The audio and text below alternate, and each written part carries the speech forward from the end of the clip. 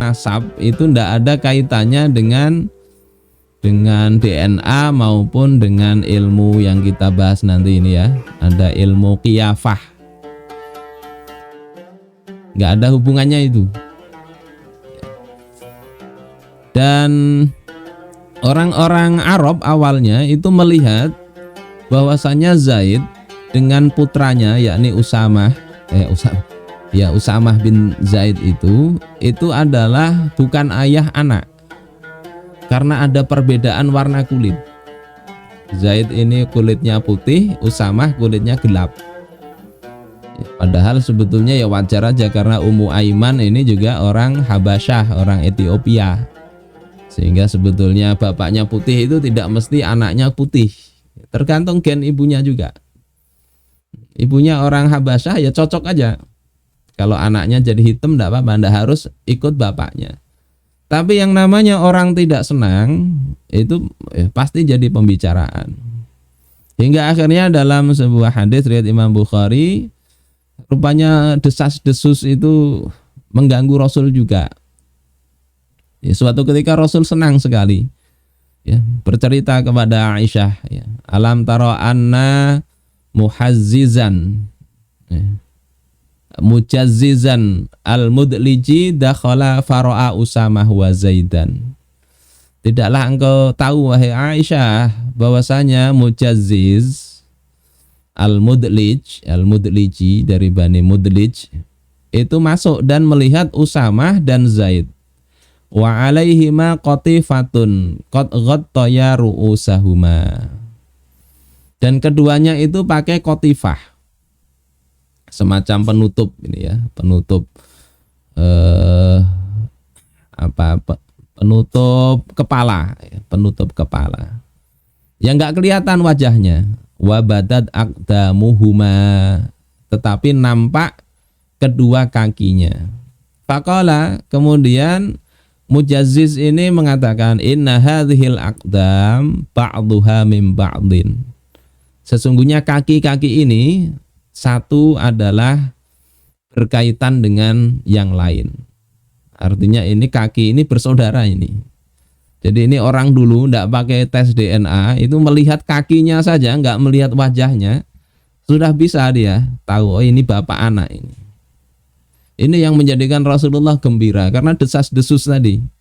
Sementara yang mengatakan itu adalah Mujazziz. Mujazziz itu adalah seorang ahli qiyafah. Jadi dalam Islam pendapat para ahli itu punya bobot. Punya bobot.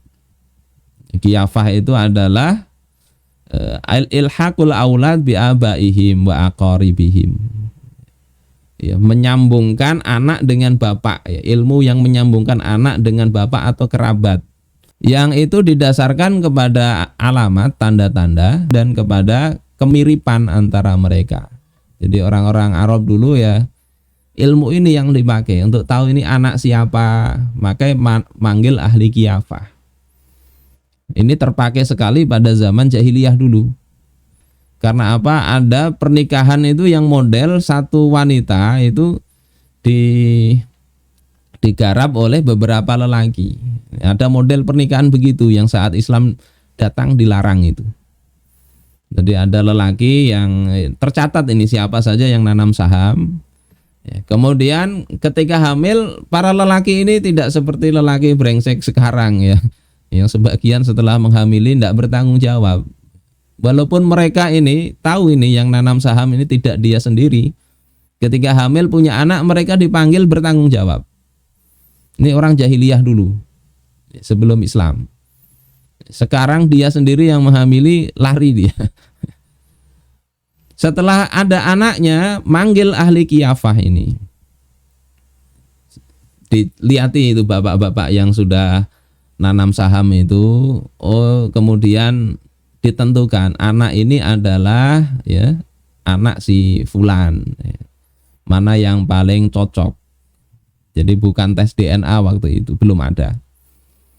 Nah, salah satu yang ahli itu adalah Mujazziz. Dan dengan melihat kaki saja dia tahu ini anaknya dari yang ini. Sehingga ini menjadi ya Rasul gembira. Artinya desas-desus itu tidak perlu diperhatikan. Ya. Menurut ahli ini sudah benar ini anaknya Zaid, ya, bukan hasil perselingkuhan Ummu Aiman dengan lelaki yang lain. Akan tetapi ini untuk memperkuat ya. Kalau untuk membuktikan dan penentuan nasab dalam Islam itu punya aturan tersendiri. Jadi kiyafah tadi, ilmu bahari itu termasuk sekarang DNA itu bukan penentu nasab. Yang menentukan nasab itu apa? Akad pernikahan. Akad pernikahan. Jadi walaupun DNA-nya cocok, kalau tidak nikah, dalam hukum Islam tidak bisa dinasabkan ke yang DNA-nya cocok itu. Pernikahan dan pengakuan, yakni kalau punya anak diakui oleh suaminya itu jadi nasabnya tersambung ke suami. Walaupun pernikahan kalau anaknya tidak diakui ya nggak nyambung kalau terpenuhi syaratnya nanti. Ini riwayat dalam Sahih Bukhari bahwasanya betul-betul anak biologis itu tidak bisa menjadikan nasab tersambung. DNA terbukti itu tidak mesti nasabnya mesti tersambung.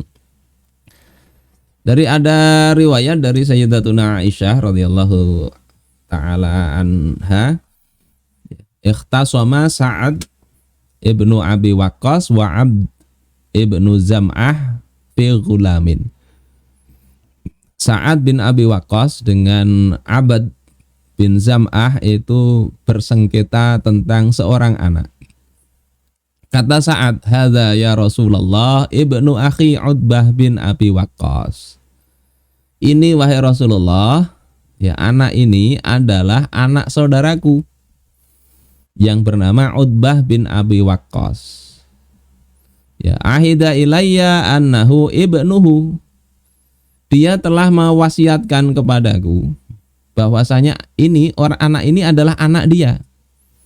Unzur ila syabahihi. Lihatlah itu mirip sekali dengan Utbah bin Abi Waqqas. Ini kata Sayyidina Sa'ad bin Abi Waqqas.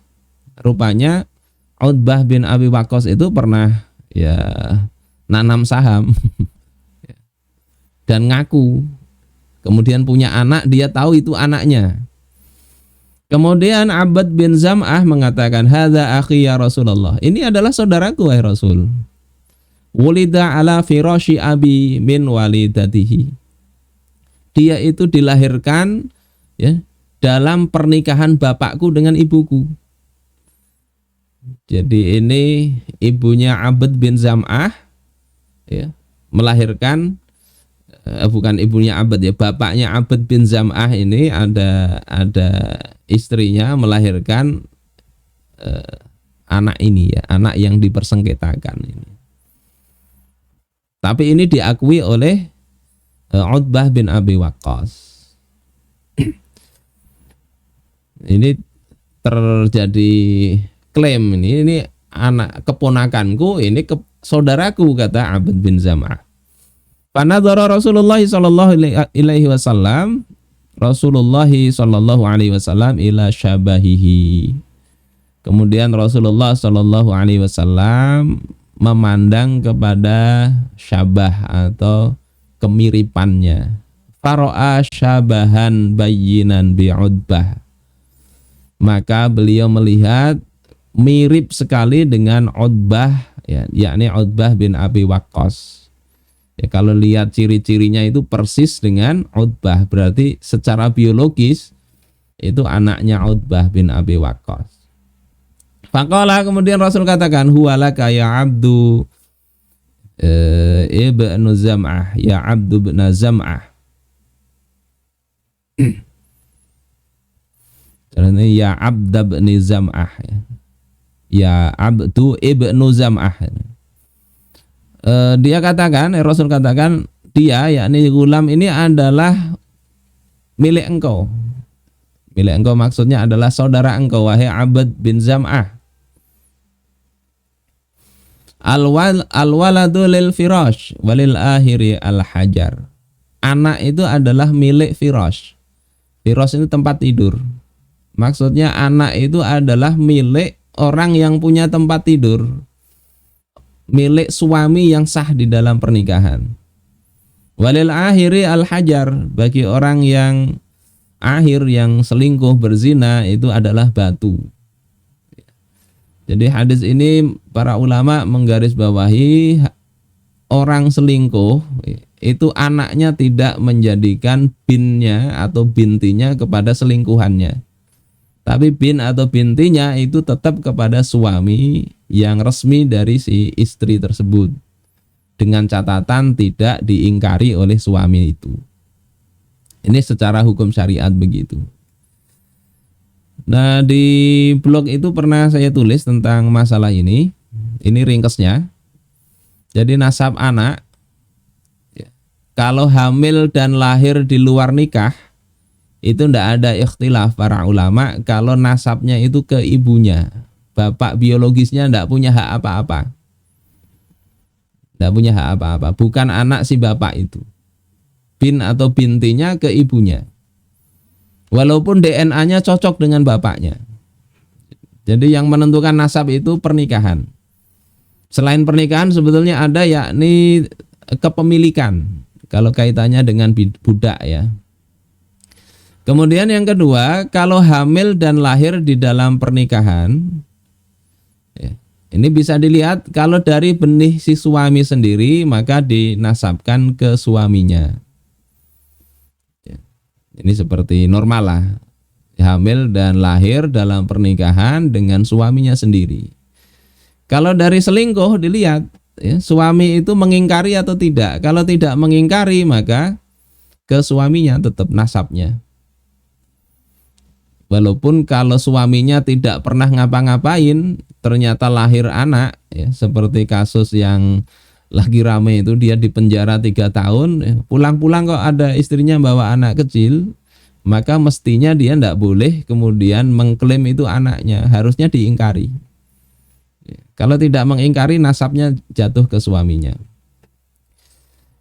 Kalau nikah, istrinya selingkuh, ya, kemudian suaminya mengingkari anak yang lahir dari perselingkuhan itu, yang dilanjutkan dengan li'an.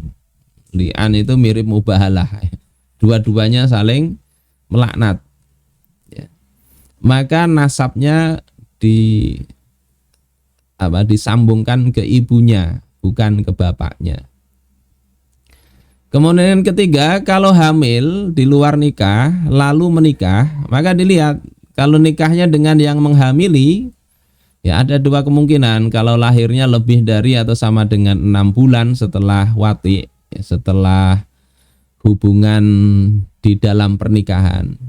Hamil misalnya 2 bulan, menikah. Setelah menikah ada hubungan. Nah, setelah hubungan itu lebih dari 6 bulan baru lahir anak itu, maka itu nasabnya ke suaminya. Di dalam mazhab Syafi'i begitu. Kalau dalam mazhab Ahmad dan Imam Malik tidak sah ini nikahnya, nunggu lahir dulu baru boleh nikah. Dalam mazhab Syafi'i dan Hanafi, ya, kalau lahirnya setelah 6 bulan, cuma ini beda pendapat. Kalau mazhab Syafi'i 6 bulan setelah hubungan suami istri, bukan setelah akad. Ya. Nah, kalau lahirnya kurang dari 6 bulan setelah tadi hubungan tadi, maka nasabnya tetap ke ibunya. Misalnya 3 bulan setelah nikah kok lahir anak, ya, maka itu anak itu bukan anak si suami. Walaupun suami itu adalah bapak biologisnya.